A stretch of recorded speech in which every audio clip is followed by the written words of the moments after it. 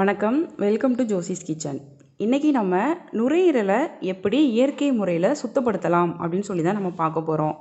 ஒரு சகோதரர் என்கிட்ட கமெண்ட் செக்ஷனில் கேட்டிருந்தாங்க, எப்படி நம்ம டீடாக்சிஃபை பண்ணுறது நுரையீரலை இயற்கை முறையில் அப்படின்னு சொல்லி கேட்டிருந்தாங்க. அவங்களுக்காக இந்த பதிவு போடுறேன். இதை பார்க்குற எல்லாத்துக்குமே ரொம்பவே யூஸ்ஃபுல்லாக இருக்கும். ரொம்ப சிம்பிளான பொருட்கள், அன்றாடம் நம்ம உணவில் பயன்படுத்தக்கூடிய பொருட்கள் வச்சு தான் நம்ம பார்க்க போகிறோம். வாங்க, அதுக்கு என்னெல்லாம் நம்ம பண்ணணும், என்னெல்லாம் செய்யக்கூடாது. முக்கியமாக நுரையீரல் அப்படிங்கிறது ரொம்பவே நமக்கு முக்கியமான ஒன்று. நிறைய பேர் நுரையீரல் பிரச்சனையினால ரொம்பவே அவதிப்படுறாங்க. அதுக்கு காரணம் என்னன்னு சொல்லி பார்த்தா புகைப்பிடிக்கிறது. நிறைய ஆண்கள், பெண்கள் நிறைய பேர் இந்த மாதிரி புகைப்பிடிக்கிறதுனால அவங்களுடைய நுரையீரலில் தார் போன்று அந்த கருமை நிறத்தில் படிவங்கள் படிஞ்சிரும். ஸோ அந்த மாதிரி இருக்கிறதெல்லாம் எப்படி இயற்கை முறையில் நம்ம க்ளீன் பண்ணலாம் அப்படின்னு சொல்லி இப்போ பார்க்கலாம். இதுக்கு நம்ம முதல்ல எடுத்துக்கிட்டது இந்த கேரட். ஒன்றும் ஒவ்வொரு நேரத்தில் நீங்கள் பயன்படுத்தணும். அதனால் வீடியோ ஃபுல்லாக ஸ்கிப் பண்ணாமல் பார்த்தீங்க அப்படின்னா மட்டும்தான் உங்களுக்கு புரியும். இந்த மாதிரி நீங்கள் கேரட்டை பயன்படுத்துறதுனால உங்களுடைய ஸ்கின்னு நல்லா க்ளோவாகும். அது மட்டும் இல்லாமல் நிறைய பேருக்கு என்ன பிரச்சனை அப்படின்னா யூடிஐ அப்படின்னு சொல்லக்கூடிய யூரினரி ட்ராக்ட் இன்ஃபெக்ஷன், சிறுநீர் வரக்கூடிய வழிபாதையில் நோய் தொற்று அவங்களுக்கு ஏற்படும். முக்கியமாக பெண்கள் இந்த மாதிரியான பிரச்சனைக்கு உள்ளாக்கப்படுறாங்க. அதையெல்லாம் நம்ம சரி பண்ணணும் அப்படின்னு சொல்லி பார்த்தா இந்த கேரட்டை நம்ம பயன்படுத்திட்டு வரும் பொழுது கண்டிப்பாக அதிலிருந்து நல்ல ஒரு நிவாரணம் நம்ம பெற முடியும். இதை நம்ம எப்படி பயன்படுத்தணும் அப்படின்னு சொல்லி நம்ம பார்க்கலாம். இப்போது இந்த மாதிரி நல்லா கேரட் நம்ம எடுத்து கழுவி சுத்தப்படுத்திட்டு ஜூஸ் பண்ணி நம்ம எடுத்து வச்சுக்கிடுவோம். அந்த ஜூஸ் எந்த நேரத்தில் குடிக்கணும் அதுதான் ரொம்பவே நமக்கு முக்கியம். இப்போ இதை நம்ம ஜூஸ் பண்ணி எடுத்துக்கலாம்.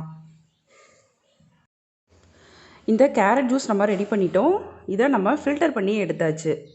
இதை நீங்கள் எப்போ குடிக்கணும் அப்படின்னு சொன்னால் காலை உணவு முடித்ததுக்கு பிறகு மதிய உணவு சாப்பிட்றதற்கு முன்னாடி நீங்கள் இதை எடுத்துக்கணும். ஒரு 11 மணிலேருந்து 12 மணிக்கு உள்ளே நீங்கள் இதை எடுங்க. இதை மட்டுமே நீங்கள் குடிக்கணும். அளவுன்னு சொல்லி நீங்கள் பார்த்தீங்க அப்படின்னா கரெக்டாக 300 ml நீங்கள் எடுக்கணும். இது பெரியவங்க.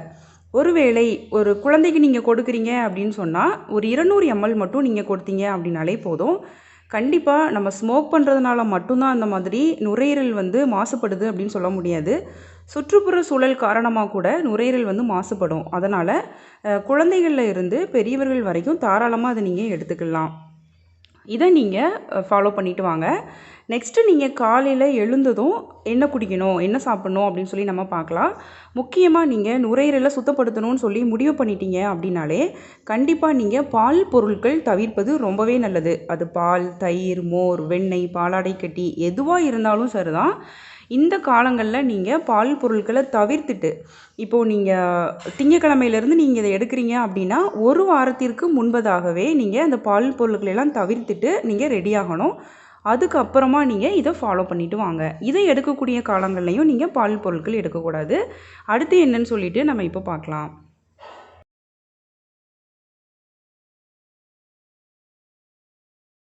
அடுத்ததாக நம்ம பார்க்க போகிறது இந்த லெமன். இதை வச்சு தான் நம்ம பார்க்க போகிறோம்.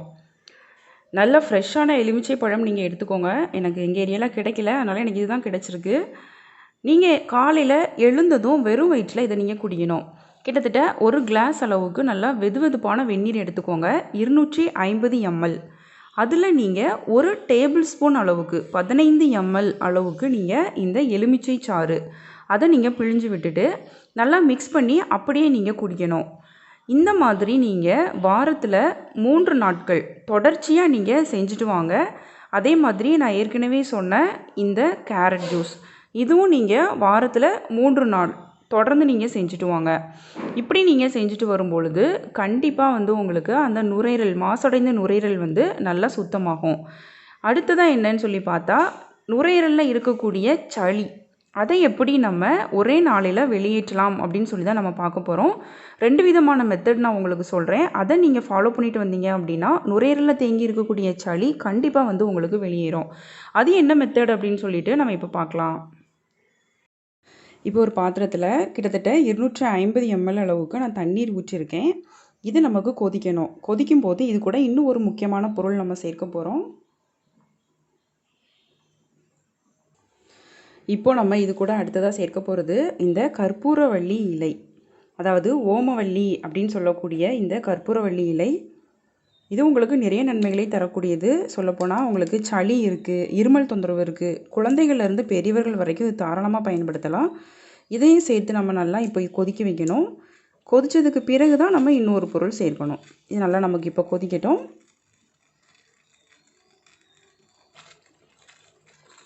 நம்ம ஊற்றிருக்கிற இந்த 250 ml தண்ணீர் வந்து 200 ml குறையணும். அது வரைக்கும் நல்லா நமக்கு இது கொதிக்கணும். நமக்கு 200 ml குறைஞ்சிட்டு அந்த இலையில் உள்ள ஜூஸ் கூட நமக்கு இதில் இறங்கிட்டு பார்த்தீங்கன்னா தெரியும், நல்லா பச்சை நிறத்தில் இருக்குது. இப்போ நம்ம ஸ்டவ்வை ஆஃப் பண்ணிவிட்டு இதே சூடாக இருக்கும்போதே இது கூட நம்ம சேர்க்க போகிறது இந்த யூக்கலிப்டஸ் ஆயில். இது உங்களுக்கு சூப்பர் மார்க்கெட் அப்படி இல்லைனா நாட்டு மருந்து கடைகளில் கூட உங்களுக்கு இப்போ கிடைக்கு. இது நீங்கள் கிட்டத்தட்ட ஒரே ஒரு சொட்டு மட்டும்தான் நம்ம விடணும். நல்லா சூடாக இருக்கும்போதே விட்டுறணும். அதுக்கப்புறமா இதை நீங்கள் நல்லா ஒரு பெட்ஷீட் போட்டு நல்லா உங்கள் உடம்பு ஃபுல்லாக கவர் பண்ணிவிட்டு இதுலேருந்து வரக்கூடிய இந்த ஆவியை நீங்கள் நல்லா நுகரணும். நல்லா ஆழமாக நீங்கள் மூச்சு விட்டு எடுக்கிறப்போ கண்டிப்பாக வந்து உங்களுக்கு அந்த நுரையீரலில் இருக்கக்கூடிய சளி வந்து உங்களுக்கு வெளியேறும். இது ஒரு நாளைக்கு 3 வேளைகள் நீங்கள் செய்யணும். காலை, மதியம், இரவு எப்போ எந்த டைமிங் வேணாலும் நீங்கள் செஞ்சுக்கலாம். ஆனால் 3 வேளைகள் நீங்கள் செய்யணும். இந்த மாதிரி நீங்கள் செய்யும்போது கண்டிப்பாக ஒரே நாள்லேயே உங்களுக்கு சூப்பர் ரிசல்ட்டு தெரியும். அதிகபட்சமாக நீங்கள் இது 3 நாட்கள் வரைக்கும் நீங்கள் எடுக்கலாம். இந்த மெத்தடை நீங்கள் ஃபாலோ பண்ணிட்டு வாங்க. இன்னும் உங்களுக்கு இதே மாதிரி உடல்நலம் சார்ந்த வீடியோக்கள் வேணும் அப்படின்னாலும் நீங்கள் கமெண்ட் செக்ஷனில் கேளுங்க. கண்டிப்பாக நான் உங்களுக்கு வீடியோ போடுறேன்.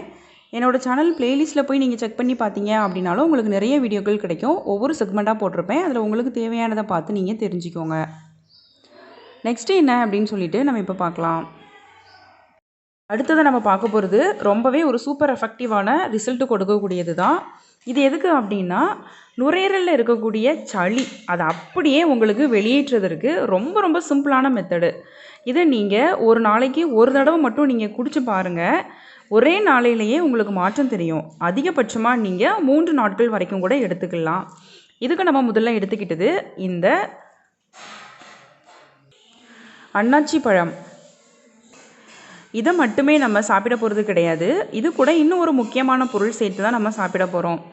இது உங்களுக்கு சூப்பரான ரிசல்ட்டு கொடுக்கக்கூடியது. தைராய்டு பிரச்சனை இருந்தது அப்படின்னா கண்டிப்பாக தைராய்டு பிரச்சனை இருக்கிறவங்க இதை நீங்கள் சாப்பிட்டு வரும்பொழுது, தொப்பை பிரச்சனை இருக்கிறவங்களும் இதை நீங்கள் சாப்பிட்டு வந்தீங்க அப்படின்னா நல்ல ஒரு மாற்றம் 100% உங்களுக்கு தெரியும். அந்த அளவுக்கு நல்ல ரிசல்ட்டு உங்களுக்கு இந்த அன்னாசி பழம் மூலமாக உங்களுக்கு கிடைக்கும். இப்போ இதை நீங்கள் கிட்டத்தட்ட ஒரு பவுல் அளவுக்கு எடுத்துக்கோங்க. ஒரு 200 கிராம் அளவுக்கு நீங்கள் எடுத்துக்கோங்க. அது கூட அடுத்ததாக நம்ம சேர்க்க போகிறது இந்த அன்னாசி பழம் நம்ம எடுத்துட்டோம். இது கூட நம்ம அடுத்ததாக எடுத்துக்க போகிறது இந்த இஞ்சி. கண்டிப்பாக இதய தசைகளை வலுப்படுத்துறதற்கு அப்படி இல்லை உடம்புல உங்களுக்கு பித்தம் அதிகமாக இருந்தது அப்படின்னாலும் அதை சரி பண்ணுறதற்கு உங்களுக்கு இந்த இஞ்சி ரொம்பவே உதவியாக இருக்கும். இது கிட்டத்தட்ட 1லேருந்து 2 இன்ச் அளவுக்கு நீங்கள் எடுத்துக்கோங்க. இந்த அளவு நீங்கள் எடுத்துக்கிட்டீங்க, ஒரு 250 கிராம் அளவுக்கு நீங்கள் இந்த பைனாப்பிள் எடுத்துக்கிட்டீங்க அப்படின்னா ஒரு 2 இன்ச் அளவுக்கு இஞ்சி வந்து உங்களுக்கு போதுமானதாக இருக்கும். இப்போ இந்த 2ஐயும் சேர்த்து நல்லா ஜூஸ் பண்ணி எடுத்துக்கலாம். அந்த ஜூஸை தான் நீங்கள் எப்போ குடிக்கணும் அப்படிங்கிறது ரொம்பவே முக்கியம். இதை நம்ம இப்போ ஜூஸ் பண்ணி எடுத்துக்கிடுவோம். இதை நம்ம நல்லா ஜூஸ் பண்ணி எடுத்துட்டோம். இதை நீங்கள் காலையில் எழுந்ததும் வெறும் வயிற்றில் நீங்கள் இதை குடிக்கணும். ஒருவேளை உங்களால் வெறும் வயிற்றில் குடிக்க முடியலை அப்படின்னா இரவு உணவு 8 மணிக்கெல்லாம் நீங்கள் முடிச்சிருங்க. 8 மணிக்கு முடிச்சுட்டு 1 மணி நேரம் கழித்து நீங்கள் இதை குடிச்சிட்டு படுத்துருங்க. மறுநாள் காலையில் பார்த்தீங்கன்னா கண்டிப்பாக உங்களுக்கு அந்த நுரையீரல் சளி வெளியில் வர ஆரம்பிக்கும். தொடர்ச்சியாக இது நீங்கள் 3 நாட்கள் எடுத்துக்கோங்க. தைராய்டு பிரச்சனை இருந்ததுனாலும் நீங்கள் காலையில் வெறும் வயிற்றில் நீங்கள் குடிக்கிறப்போ நல்ல ஒரு க்யூர் வந்து உங்களுக்கு கண்டிப்பாக தெரியும். ஸோ இந்த மெத்தடும் நீங்கள் ஃபாலோ பண்ணிவிட்டு வாங்க. நான் சொல்லியிருக்கிறது எல்லாமே காலையில் வெறும் வயிற்றில் என்ன குடிக்கணும், 11:30 மணிக்கு 11லேருந்து 12 மணிக்குள்ளே என்ன குடிக்கணும், அப்புறமா சாயங்கால வேலை என்ன, நைட்டு என்ன எடுக்கணும் அப்படிங்கிறத நீங்கள் கரெக்டாக நீங்கள் ஃபாலோ பண்ணிட்டு வாங்க. எது சாப்பிடக்கூடாதுன்னு நான் சொல்லியிருக்கணும் அதுவும் நீங்கள் அவாய்ட் பண்ணிவிட்டு நீங்கள் ப்ரிப்பராக வந்தீங்க அப்படின்னாலே போதும். கண்டிப்பாக வந்து உங்களுக்கு சூப்பரான ரிசல்ட்டு கிடைக்கும். அடுத்து என்ன அப்படின்னு சொல்லி நம்ம இப்போ பார்க்கலாம். அடுத்ததாக நம்ம எடுத்துக்கிட்டது இந்த அதிமதுரம். இதை வச்சு தான் நம்ம பார்க்க போகிறோம். இது உங்களுக்கு நாட்டு மருந்து கடைகளில் கிடைக்கும். இந்த மாதிரி அதிமதுரம் இந்த மாதிரி கட்டையாக கிடைக்கும். அப்படி இல்லைன்னா உங்களுக்கு பொடியாக வேணும் அப்படின்னா கூட உங்களுக்கு பொடியாகவும் கிடைக்கும். அதிமதுரம் அப்படின்னு சொல்லி நீங்கள் கேளுங்க. பேருக்கு தகுந்த மாதிரியே நல்லா அதிகமான இனிப்பு சுவை உடையது தான். இது உங்களுக்கு அல்சர் போன்ற பிரச்சனைகள் இருக்குது, வயிற்றுப்புண் பிரச்சனை இருக்குது, அப்படி இல்லை உங்களுக்கு புளிச்ச ஏப்பமாக உங்களுக்கு வருது, அந்த மாதிரி இருந்தது அப்படின்னாலும் நீங்கள் இந்த அதிமதுரத்தை பயன்படுத்திட்டு வரும்போது நல்ல ஒரு மாற்றத்தை உங்களால் காண முடியும். இன்றைக்கி நம்ம இந்த அதிமதுரத்தை இந்த நுரையீரலை சுத்தப்படுத்துறதற்கு, நுரையீரலில் இருக்கக்கூடிய சளியை நம்ம வெளியேற்றுவதற்கெலாம் எப்படி பயன்படுத்தணும் அப்படின்னு சொல்லி பார்க்கலாம். இந்த மாதிரி கட்டையாக கிடச்சிது அப்படின்னா இதில் இருந்து ஒரு 5 கிராம் அளவுக்கு மட்டும் நம்ம எடுத்துக்கிட்டாலே போதும். இல்லை உங்களுக்கு பொடி கிடச்சிருக்கு அப்படின்னாலும் அதிலிருந்து ஒரு 5 கிராம் அளவுக்கு நீங்கள் எடுத்துக்கோங்க. இதை அடுத்து என்ன பண்ணணும்னு சொல்லி பார்த்தா, இப்போ ஒரு பாத்திரத்தில் 250 ml நம்ம தண்ணீர் ஊற்றிக்கலாம். இதில் நம்ம எடுத்து வச்சுருக்கிற இந்த அதிமதுரம் நீங்கள் 250 ml எடுத்தீங்க அப்படின்னா கண்டிப்பாக நீங்கள் 2.5 கிராம் மட்டும் எடுங்க. 500 mlக்கு தான் நீங்கள் 5 கிராம் எடுக்கணும். 250 mlக்கு 2.5 கிராம் உங்களுக்கு கரெக்டாக இருக்கும். இதை நம்ம போட்டு நல்லா இப்போ கொதிக்க வைக்கணும். இந்த 250 ml 200 ml குறையணும். அந்த அளவுக்கு நம்ம இதை இப்போ கொதிக்க வச்சு எடுத்துக்கலாம். நல்லா நமக்கு கொதிக்க ஆரம்பிச்சிட்டு இப்போ பார்த்தோம் அப்படின்னாலே தெரியும், அந்த நிறம் வந்து நமக்கு மாற ஆரம்பிச்சிருக்கும். அந்த தண்ணீரோட நிறம் மாற ஆரம்பிச்சிருக்கும். இன்னும் நல்லா நமக்கு கொதித்து வற்றணும்.